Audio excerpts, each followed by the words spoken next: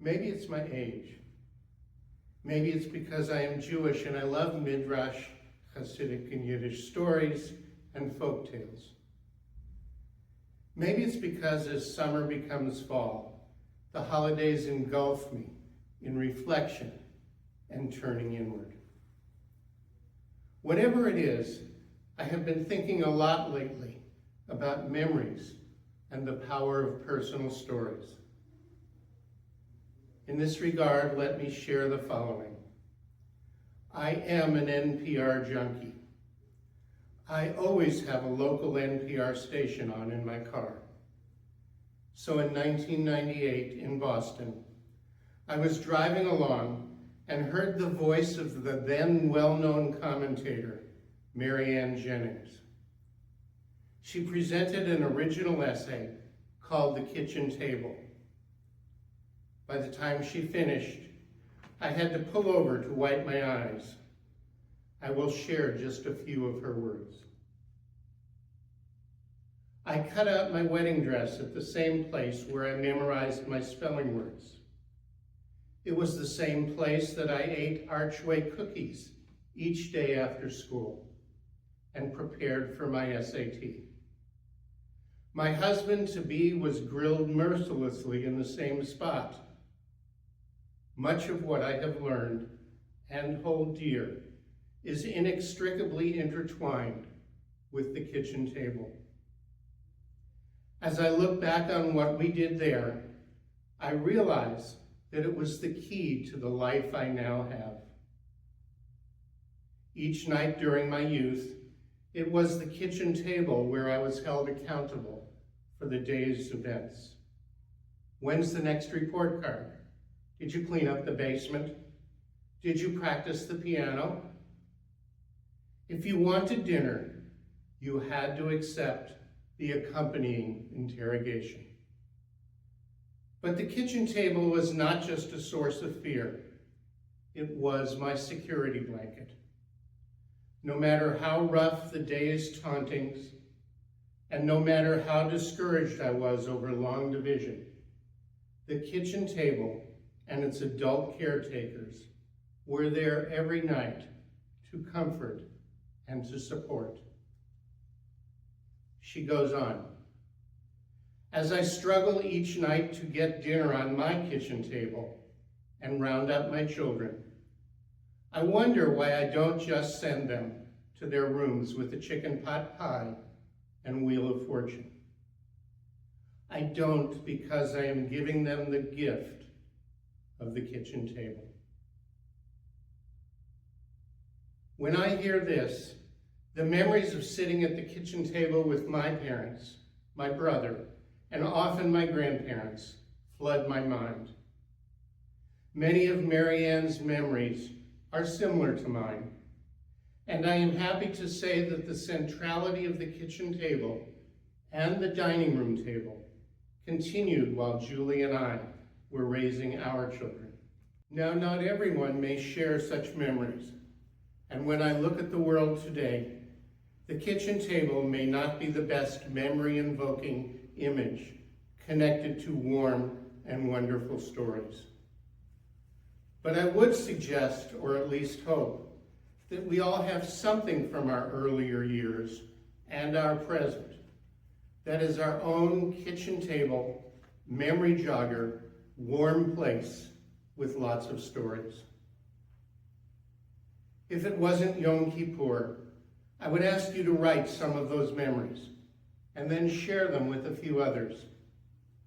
I think if we did that, it would add a deeper level of meaning to this day of reflection. Alas, it is not possible. So I'm simply going to pause for about 30 seconds and ask you to think of one warm memory or story from a kitchen table-like place in your life that you can carry with you during the next 24 hours.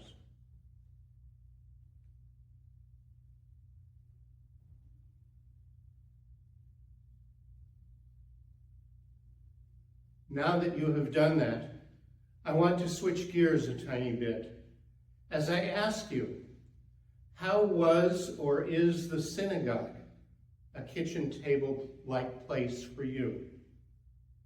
For me, the answers flow easily. I remember sitting next to my father on Yom Kippur when I was finally old enough to be allowed into adult services. For the first time, I felt a bit like a Jewish adult. I think about the fact that in the second year of Hebrew school, Mrs. Hahn, an absolutely horrible teacher, failed me at the end of the year because I didn't do any work. I had to spend the whole summer studying with the principal.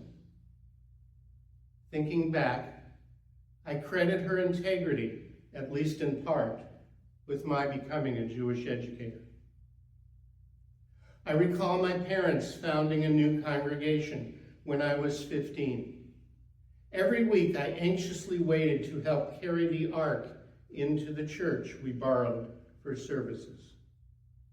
I was confirmed there and then hired to teach my first religious school class at the ripe old age of 16. What a mistake.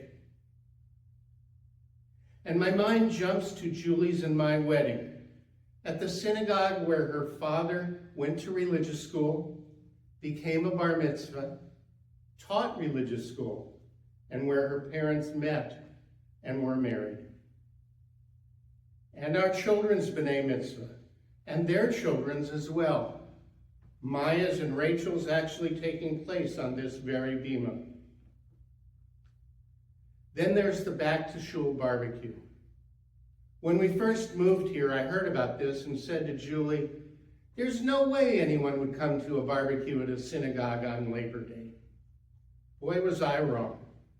It is actually one of the high points of our yearly calendar, and many of us of all ages have wonderful memories about reconnecting there. And the food ain't bad either.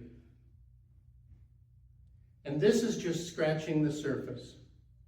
In reality, my synagogue experiences, think kitchen table, have shaped the person I am in profound ways, and I will never be able to express my appreciation to all the rabbis, cantors, teachers, and congregants for giving me the gifts of memories and stories built on a lifetime of connections. So I'm again going to pause for a few seconds and ask you to think about how your experiences at the synagogues of your life, and especially at CBS-CS, are like a warm kitchen table for you.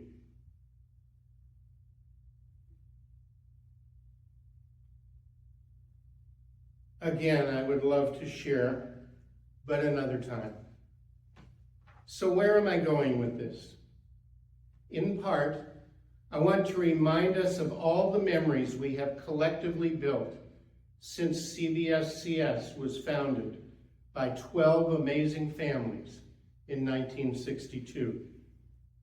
We think about them, their passion and commitment, their hard work, and the strong values upon which they based a unique and very precious congregation.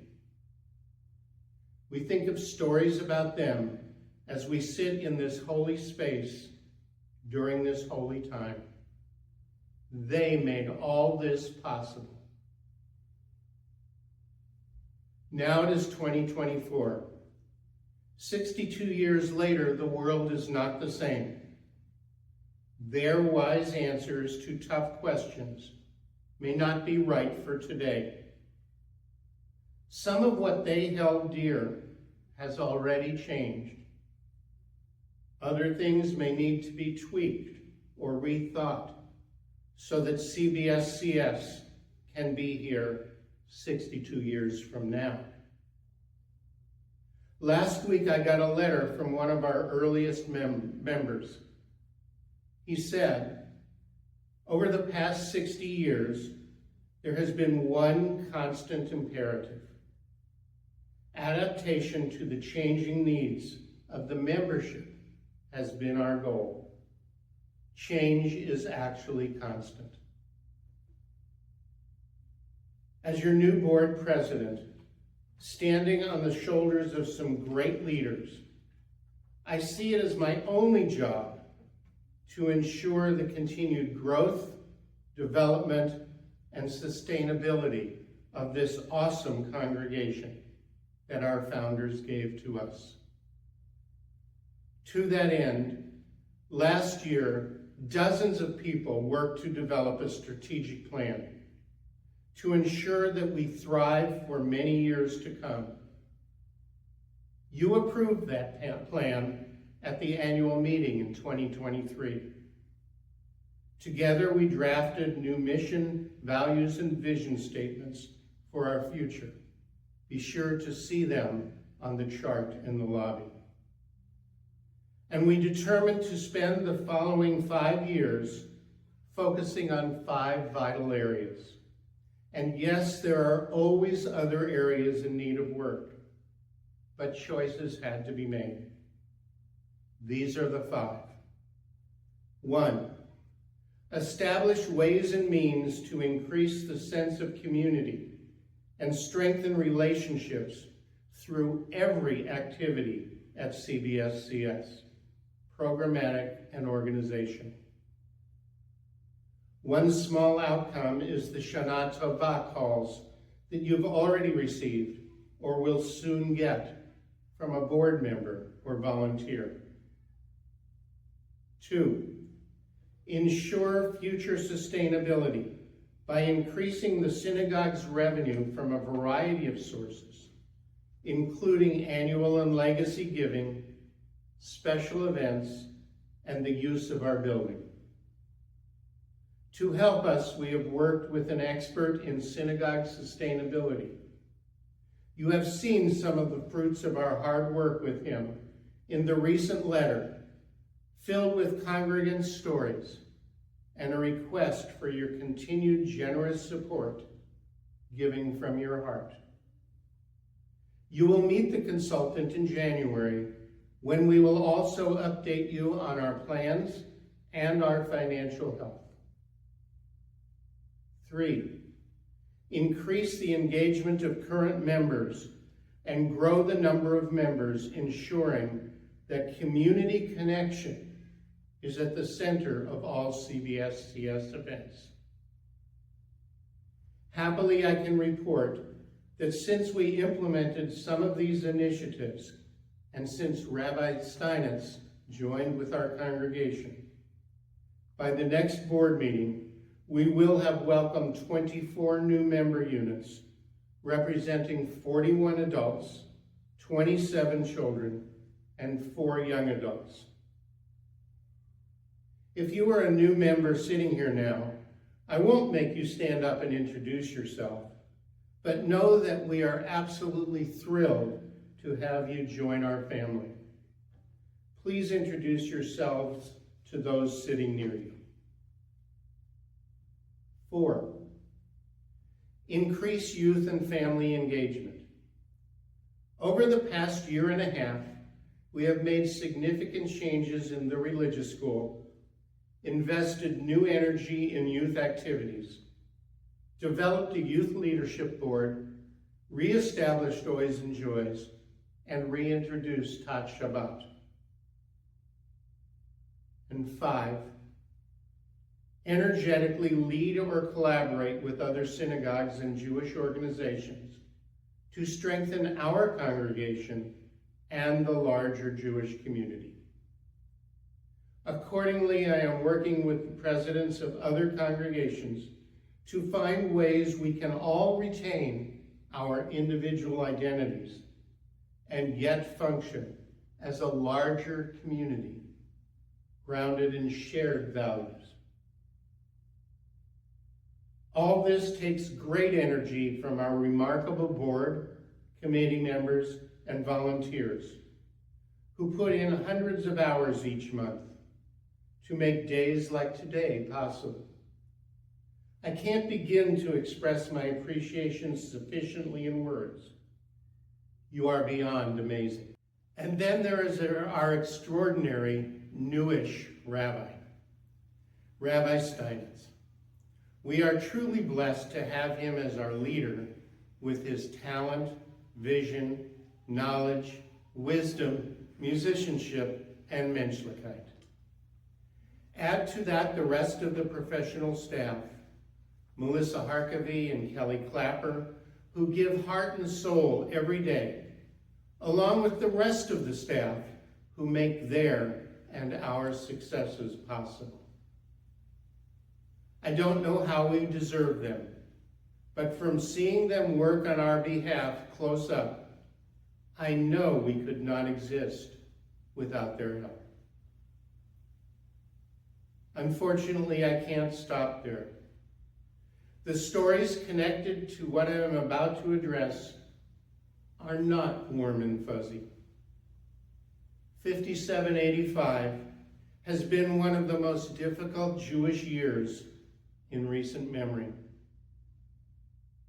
We all know what happened 1 year and 4 days ago as the Jewish world changed forever on October 7th. We are aware of the anti-Semitism that has grown both before and since then.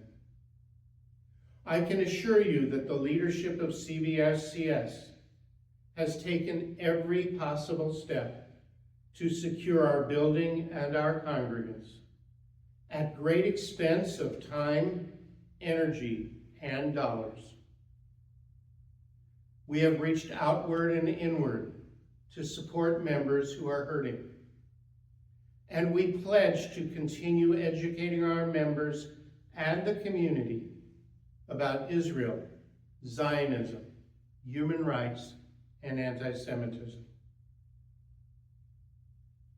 So here we are at the cusp of a new year, a new beginning, a chance to embrace the past as we step into a new future.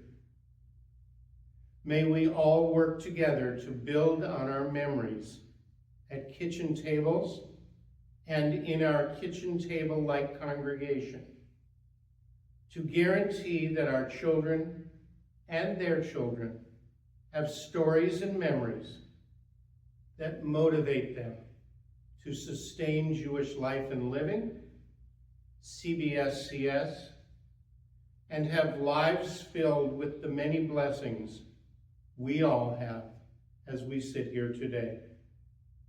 L'shana tova tikatelu v'tichatemu. May we all be written and sealed for a good year, a year of new and wonderful, warm memories and stories, a year of shalom.